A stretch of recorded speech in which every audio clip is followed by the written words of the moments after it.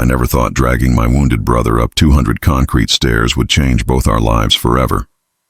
But when I woke up the next morning to find 500 Marines standing at attention outside our apartment building, I realized some acts of love echo louder than we ever imagine. Before we dive in, tell us where in the world are you watching from? If you enjoy stories like this, make sure to hit that subscribe button, because tomorrow's episode is truly mind-blowing. Let's get started. My name is Zara Kellaway, and I'm 28 years old. I work as a physical therapist at the VA hospital here in San Diego, spending my days helping veterans rebuild their strength after injuries that would break most people. I've always been strong. Had to be. When I was 15 and my little brother, Devin, was just 12, our parents were killed in a head-on collision with a drunk driver on Interstate 8. One phone call changed everything. Suddenly I wasn't just Devin's big sister anymore. I became his guardian, his protector, the only family he had left in the world. Devin is 25 now, 3 years younger than me, but built like he could bench press a truck. Staff Sergeant Devin Kellaway of the United States Marine Corps. He's got our father's dark hair and our mother's stubborn streak, plus a smile that could charm his way out of any trouble. When he was 18, he told me he was enlisting. I tried to talk him out of it, terrified of losing the only person I had left. But Devin looked me straight in the eye and said something I'll never forget. "Z, you gave up everything to raise me. You worked 3 jobs to put food on our table. You never went to college parties because you were helping me with homework. You deserve to know that all your sacrifice meant something. I want to serve my country, but I also want to serve the woman who saved my life when I was 12 years old." That was 7 years ago.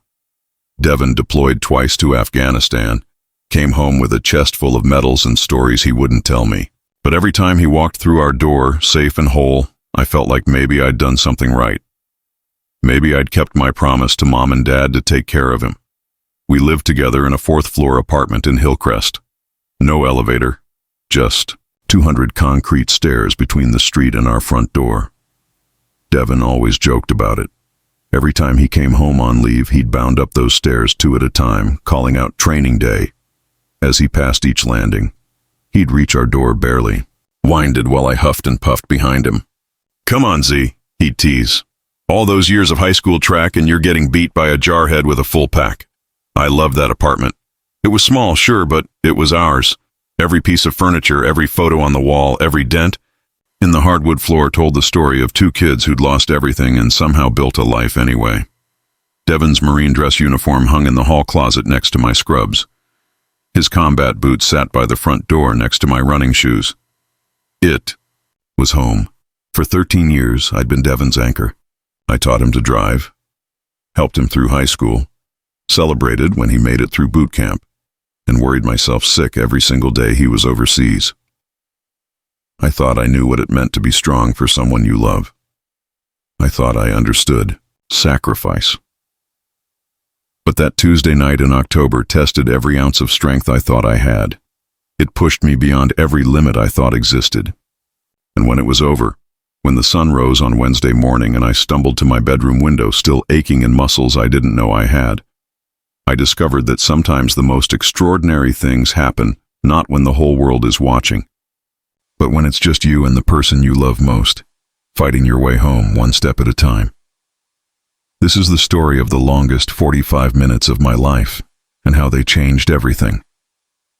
My life had settled into a comfortable rhythm by that October. I'd wake up at 6 every morning, make coffee in the little kitchen Devin and I had painted yellow 3 summers ago, and drive 15 minutes to the VA hospital where I worked with veterans recovering from injuries. Some had lost limbs, others battled traumatic brain injuries, but all of them reminded me why I chose this work. Every small victory, every step forward they took, felt like hope made real. I loved my job, but I lived for Devin's phone calls. He'd call every Tuesday night at exactly 9 o'clock Pacific time, no matter where in the world he was stationed. We'd talk for an hour about everything and nothing. He'd tell me about the guys in his unit, the local food he was trying, the books he was reading. I'd update him on my patients, complain about my landlord, and send him photos of whatever I was cooking for dinner. "You still burning grilled cheese sandwiches?" He'd tease. "Hey, I've graduated to only slightly charring them. I'd shoot back. For 5 years, every Tuesday at 9, it was our sacred time, our way of staying connected across continents and time zones. That Tuesday night in October started like any other. I was curled up on our old couch, waiting for Devon's call while watching some mindless TV show. 9 o'clock came and went, then 9:15.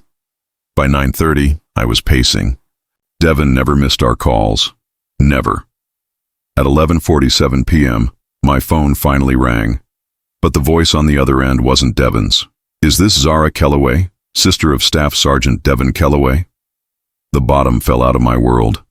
"Yes, this is Zara. Is Devon?" "Okay. Please tell me Devon is okay."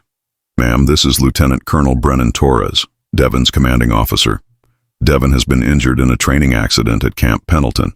He's conscious and stable, but he's asking for you." My hand started shaking. "How bad is it?"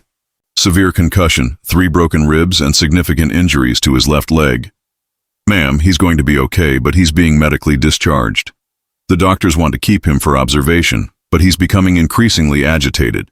He keeps asking for you." I was already grabbing my keys. "I'm on my way. Tell him I'm coming." The drive to the base hospital was the longest 45 minutes of my life.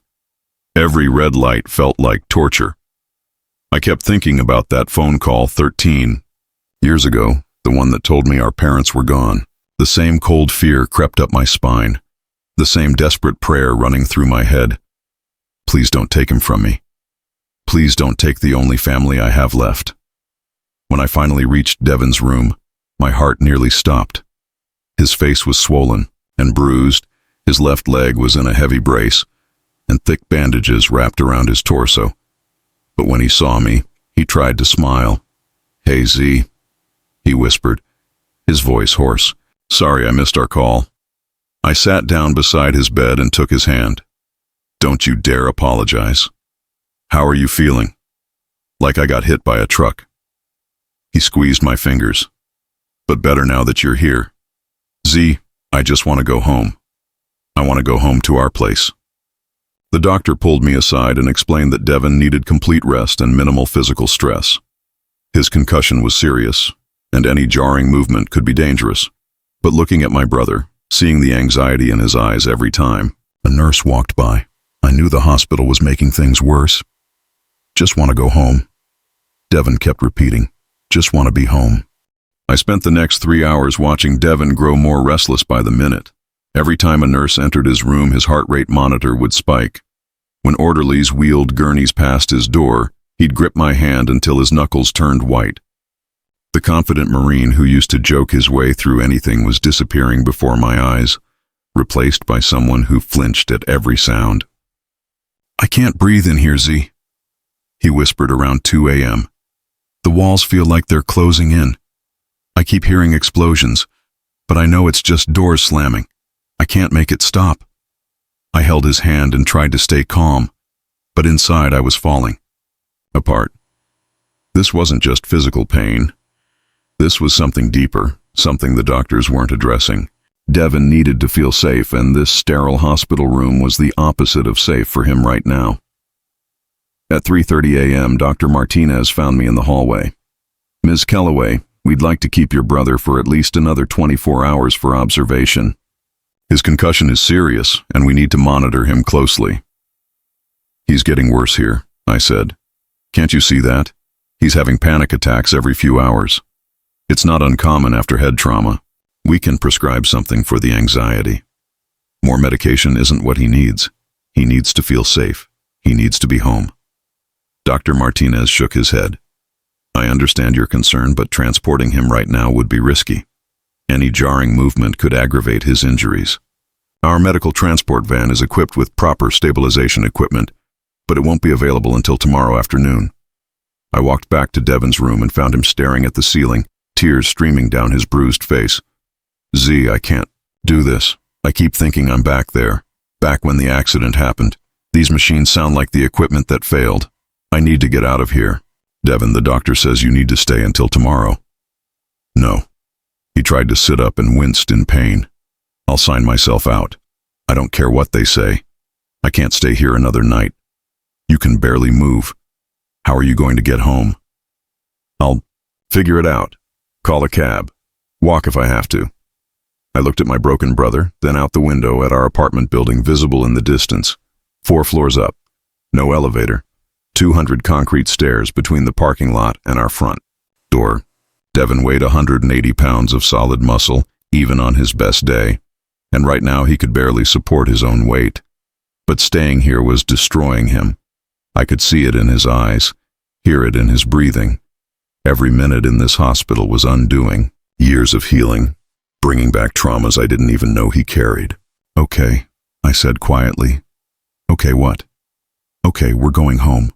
Right now. Devin's eyes filled with relief and terror at the same time. Z, you can't carry me up 4 flights of stairs. I looked at him for a long moment, thinking about our parents, about promises made and kept, about love that doesn't count the cost. Watch me. Getting Devin from his hospital bed to my car took 20 minutes.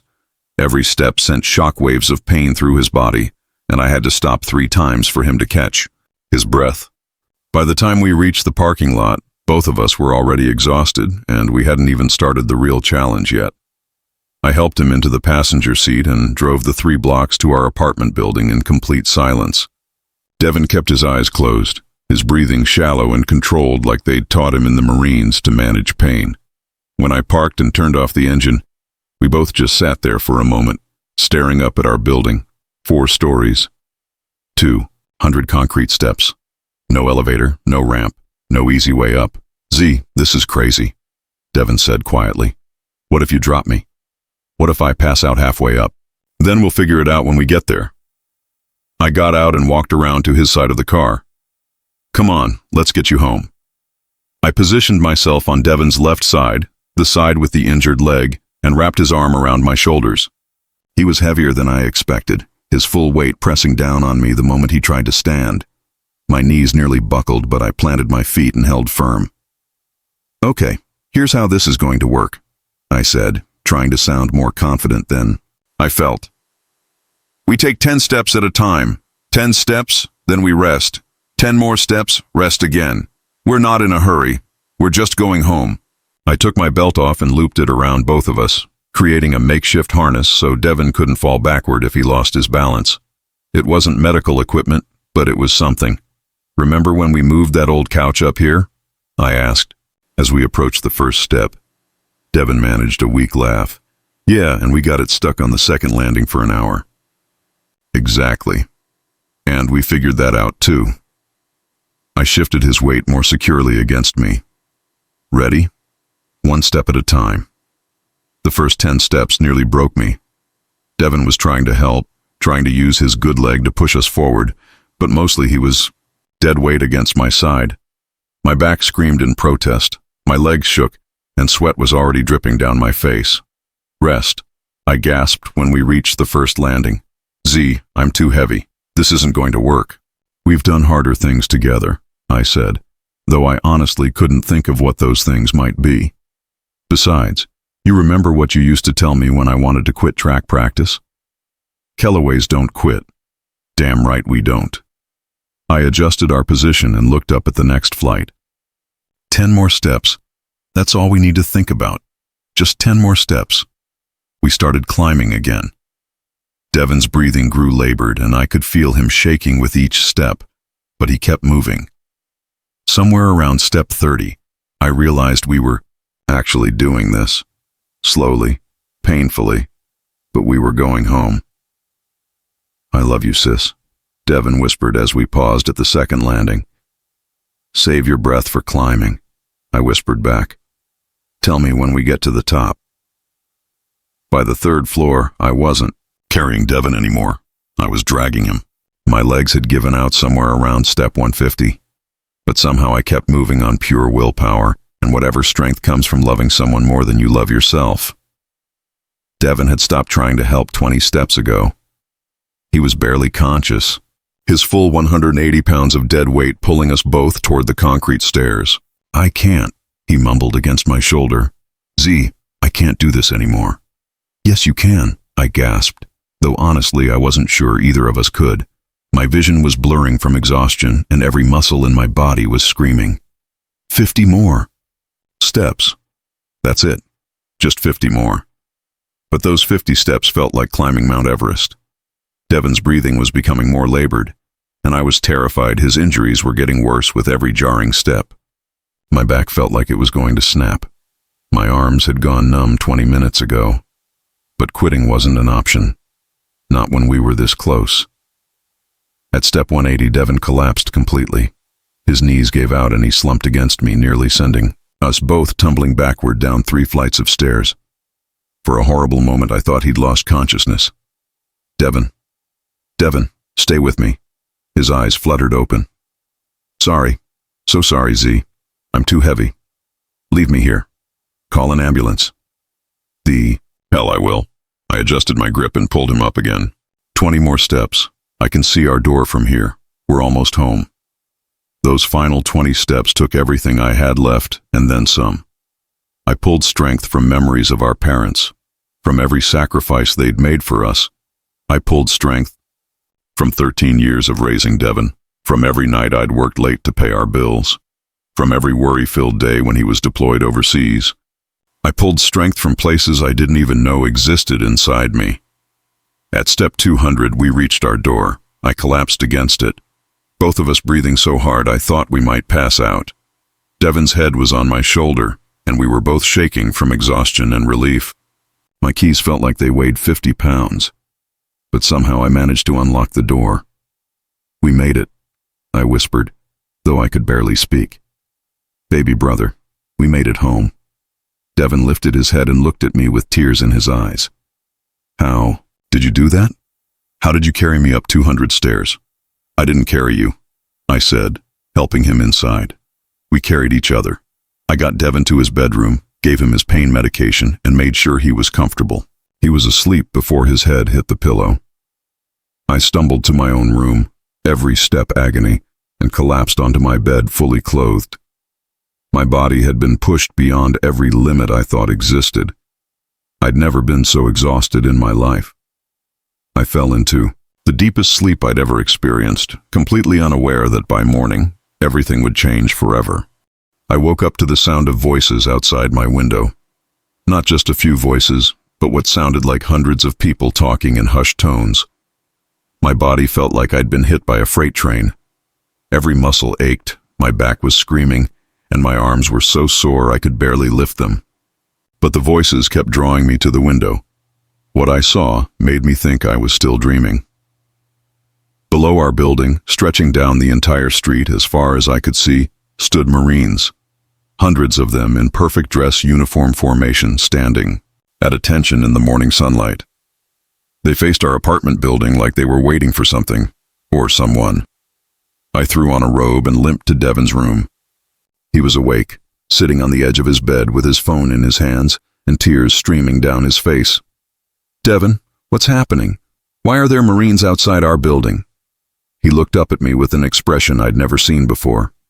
Z, I texted my unit last night after you got me into bed. I told them what you did. I told them how you carried me up 200 stairs when you didn't have to, when any sane person would have left me at the hospital. Devon, I would never leave you. I know. That's what I told them. I said my sister proved that family doesn't quit on family, no matter how impossible things get. He held up his phone. The message went to my squad, but they forwarded it to their friends, who forwarded it to other units. Word spread through the entire base overnight. There was a knock at our door. I opened it to find Lieutenant Colonel Torres standing there, with tears in his eyes and a folded American flag in his hands. Miss Kellaway, every Marine who could get leave is here. What you did last night represents everything we fight to protect. The love between family, the refusal to abandon each other, the strength to do impossible things when it matters most. He handed me the flag. These men wanted to honor that. I looked at the flag, then back at him. I just brought my brother home. Ma'am, you did more than that. You showed us what courage looks like when no one's watching. When there are no medals or recognition, just love and a promise to never give up. Over the next hour, Marines came to our door in small groups. They shook my hand, thanked me for taking care of one of their own, and shared stories about their own families. Some had tears in their eyes. Others just nodded with respect. All of them understood something I was just beginning to realize. Devon recovered fully over the following months, but more importantly, he found peace. The anxiety that had gripped him at the hospital faded as he remembered that home was a place where love doesn't count the cost. 6 months later, we moved into a house with no stairs, bought with donations from the Marine community who'd heard our story. But we kept that folded flag on our mantle, a reminder that sometimes the greatest victories happen not on battlefields, but on concrete stairs at 3 in the morning, when love is the only weapon you need.